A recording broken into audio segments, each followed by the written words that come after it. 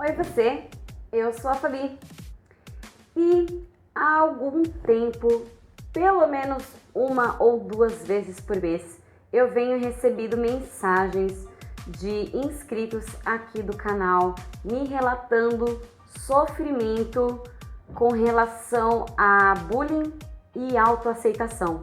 E aí, se nos últimos tempos você passou numa caverna e não sabe direitinho o que é bullying, o bullying são atos de agressões intencionais, verbais, físicas ou psicológicas, feitos de maneira repetitiva por pessoas contra alguém em desvantagem.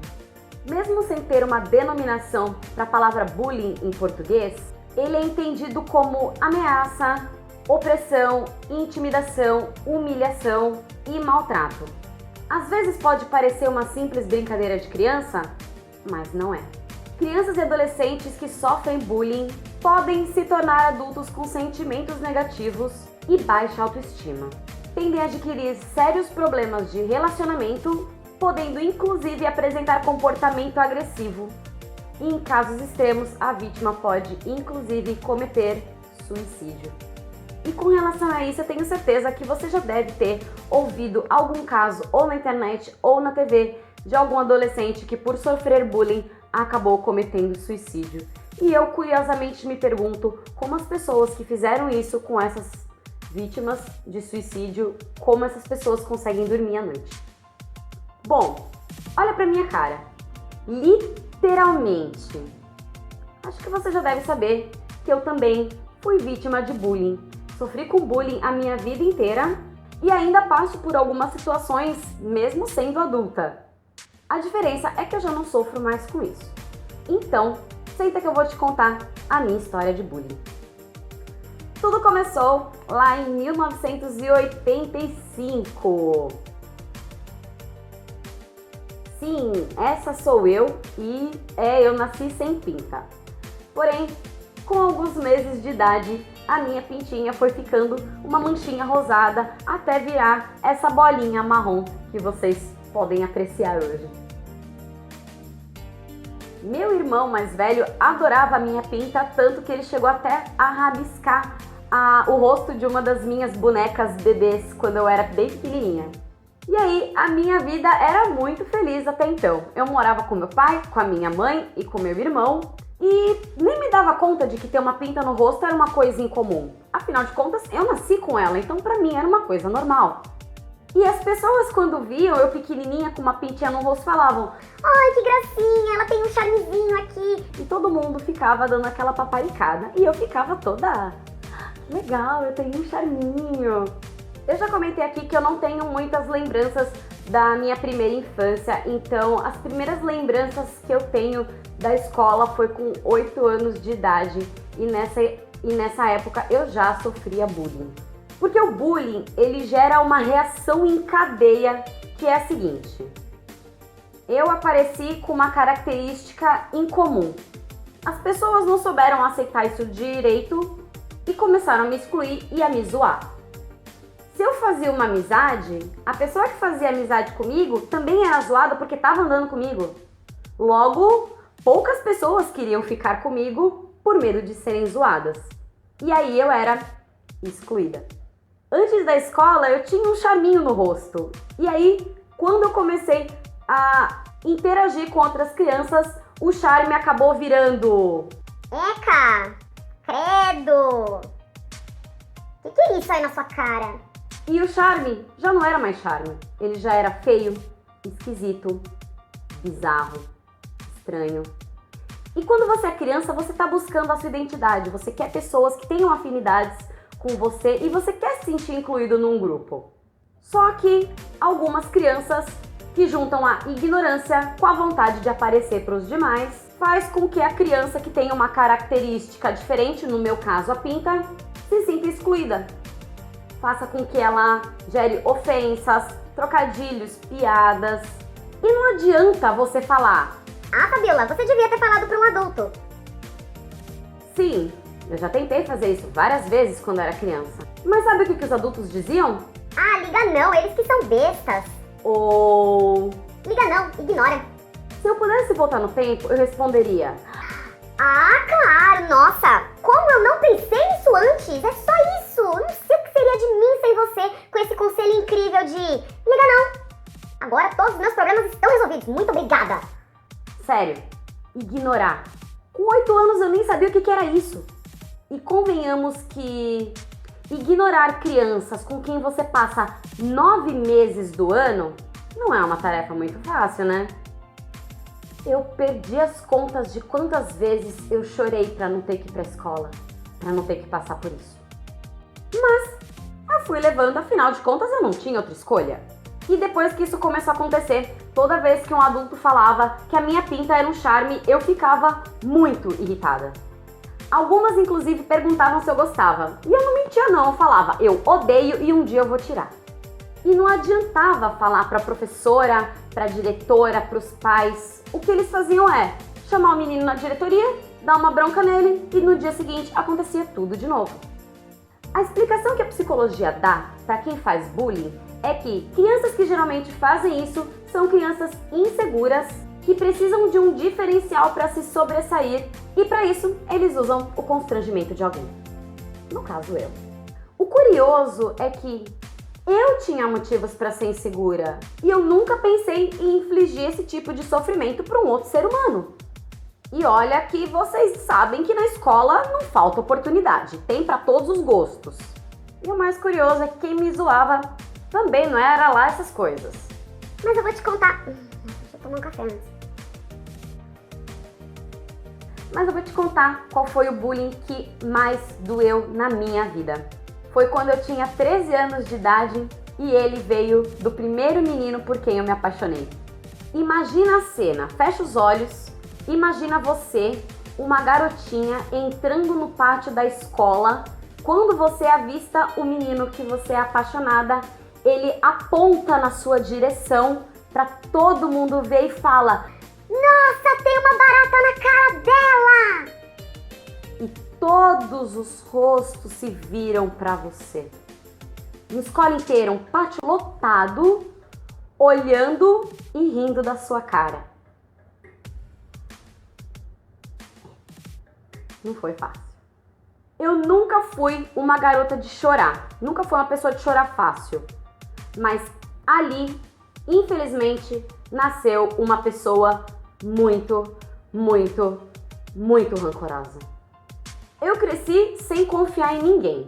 Até que um dia, uma menina da minha sala falou que tinha um menino lá que era super popular, disse que ele estava afim de mim. E eu gostava desse menino. Só que com tudo que eu passava, eu só pensava: por que é que com tanta menina bonita nessa escola, esse menino tá logo afim de mim? Lógico que deve ser mentira. Mas não era. Só que ele também não podia falar isso para as pessoas, para que ninguém zoasse ele, porque ele gostava de mim. E como eu fiquei sabendo disso? Um dia eu fui trocar de roupa para aula de educação física, e quando eu voltei eu encontrei com ele no corredor e ele me deu um beijo. Foi quando eu soube de toda essa vucu-vucu. Ele gostava de mim, mas não podia ser visto comigo. Nossa, fiquei tão contente, tão orgulhosa de mim mesma. E para piorar a minha vida, além da escola, eu fazia balé. Então, eu tinha escola no período da manhã e balé no período da tarde. Aí você imagina, muitas menininhas lá, de titi, bonitinha, dançando o Lago dos Cisnes, são tão delicadas. Não, elas são bruxas iguais. Acredite, são tão ruins quanto.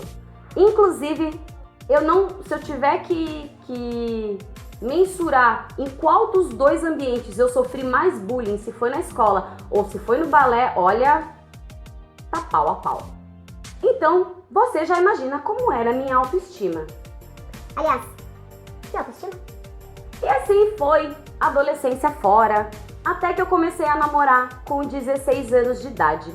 E quando você é adolescente e começa a namorar, você pode ser a pessoa mais largada do mundo. Automaticamente você se transforma num item cobiçado de mercado. Ainda mais no meu caso, que namorava um cara 8 anos mais velho do que eu. Acho que foi aí que os meninos finalmente viam que eu tinha potencial. Com esse cara, a gente ficou junto durante 6 anos e com esse relacionamento eu aprendi a me importar menos com a opinião dos outros, afinal de contas eu tava preocupada em namorar. Então foi bom que tirou o meu foco dessas pessoas que não estavam fazendo a menor diferença na minha vida. Mas, mesmo assim, quando eu tinha 19 anos de idade, eu pedi para os meus pais me levarem num cirurgião plástico porque eu queria uma solução para tirar minha pinta do rosto. Eis que, como vocês já perceberam que na minha vida nada vem fácil, o cirurgião pediu para que eu realizasse uma biópsia e aí foi constatado que a minha pinta ela tem uma raiz bem profunda que vai para dentro da bochecha. E para retirar, eu teria que tirar praticamente a bochecha inteira, tirar uma parte, provavelmente da perna, para fazer enxerto. Porém, como não existe nenhuma pele no corpo semelhante à pele do rosto, eu ia ficar com uma costura enorme, então eu ia ficar parecendo a boneca Emília. Aí eu desisti, lógico. Melhor uma pinta do que um monte de cicatriz. E foi nesse momento que eu descobri que eu ia ter que dar um jeito de aprender a conviver comigo mesma. Na faculdade, eu achei que ia ser diferente. Afinal de contas, éramos todos adultos. Ledo engano. Pelo visto, só eu pensava desse jeito. Mas, a essa altura do campeonato, eu já tava blindada. Então, toda vez que alguém me zoava, eu revidava. Afinal de contas, frases prontas, frases de efeito, respostas rápidas, eu tive muito tempo para treinar. Então, eu já tava craque. Tinha um garoto na minha faculdade, na primeira faculdade que eu fiz de educação física, que por sorte dele que eu não lembro o nome dele, senão eu falaria o nome dele aqui mesmo. Mas ele vivia tanto enchendo o meu saco e chamando a minha pinta de barata, que não lembro um dia que o professor chamou meu nome e ele zoou, falou, barata, o quê? Eu lembro que eu levantei, olhei e falei assim, é sério mesmo? De todas as ofensas e piadas do mundo, essa foi a mais criativa que você conseguiu me arrumar. Em 20 anos de ST, você acha que eu nunca ouvi essa? Ah, por favor, quer tomar um café? Com suco? E aí foi aquele vixe na sala que vocês já sabem. Aí, uns 5 anos atrás, teve uma exposição da Barbie aqui em São Paulo, no Shopping Eldorado, e eu fui com a minha mãe. E nessa exposição, juro por Buda, eu encontrei uma garotinha de 11 anos com uma pinta exatamente igual à minha, no mesmo lugar, do mesmo lado, igualzinha. Eu até pedi pra eu tirar uma foto com ela. E aí a gente começou a conversar e como eu tive muito problema de bullying, eu ainda perguntei pra ela, falei, nossa, eu odiava a minha pinta, você também odeia a sua pinta? Eis que a menina me responde na maior classe da vida. Ué, por quê? É ela que me diferencia de todo mundo?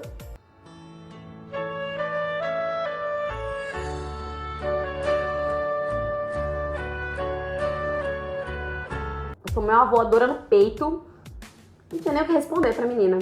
Só falei, muito obrigado, você me deu uma lição muito importante. Essa frase tão simples, uma garotinha de 11 anos me ensinou tanto. E hoje, realmente, eu não ligo. Há uns meses atrás, eu fui com uma amiga minha no shopping e aí passou um grupinho de adolescentes metido a engraçado e aí eles zoaram a minha pinta. A minha amiga foi gritar com ele, xingou, ficou brava e eu fiquei, calma, tá tudo bem. Mas eu não vou negar que foi um longo e tortuoso caminho até aqui. Eu demorei para aprender que como as pessoas te tratam é o karma delas, mas como você reage é um karma seu. E como nós acreditamos na lei de causa e efeito, 98% dessas pessoas já têm filhos. Eu não pretendo ter filhos, tipo, nunca. Mas eu imagino que se eu fosse mãe e descobrisse que o meu filho fez bullying com uma outra criança, eu acho que essa é a minha maior decepção. Sério. Da mesma forma que eu não sei o que eu faria se um filho meu sofresse bullying. As pessoas que sofrem bullying não são pessoas fracas. Porque antes disso, o bullying ele expressa a fraqueza dos agressores e a incapacidade deles de resistir aos seus impulsos. Tem até uma frase muito famosa de Mahatma Gandhi, onde ele fala que a violência nasce da covardia. O bullying, ele espelha a sociedade adulta, que está cheia de formas de bullying. A gente vê isso em pegadinhas, em novelas, em seriados. A gente vê exemplos de crueldade imparcial, preconceito e discriminação de diversas formas. E aí você cerca as crianças com estes exemplos e espera que elas tenham um comportamento ideal? E você acha isso justo? Então, pai, mãe, sai do Facebook, sai do Zap e vai educar o seu filho. Vai criar um ser humaninho de valor. Porque também não é fácil você se tornar um ser humano incrível com um monte de exemplo de... Passa um tempo com seu filho, conversem com seus filhos, sejam pais mente aberta, respeitem as opiniões, sejam uma família. Para não ser que nem casos que a gente vê na TV de crianças que, aos olhos da sociedade, eram pessoas impecáveis, mas cometeram crimes hediondos. E todo mundo fica, ai, nossa, fulano nunca pareceu que era assim. Então, prestem atenção e se comprometam a criar valor para o mundo, para a sociedade e para si mesmo. Então, essa é a minha história com o bullying e a minha história de autoaceitação.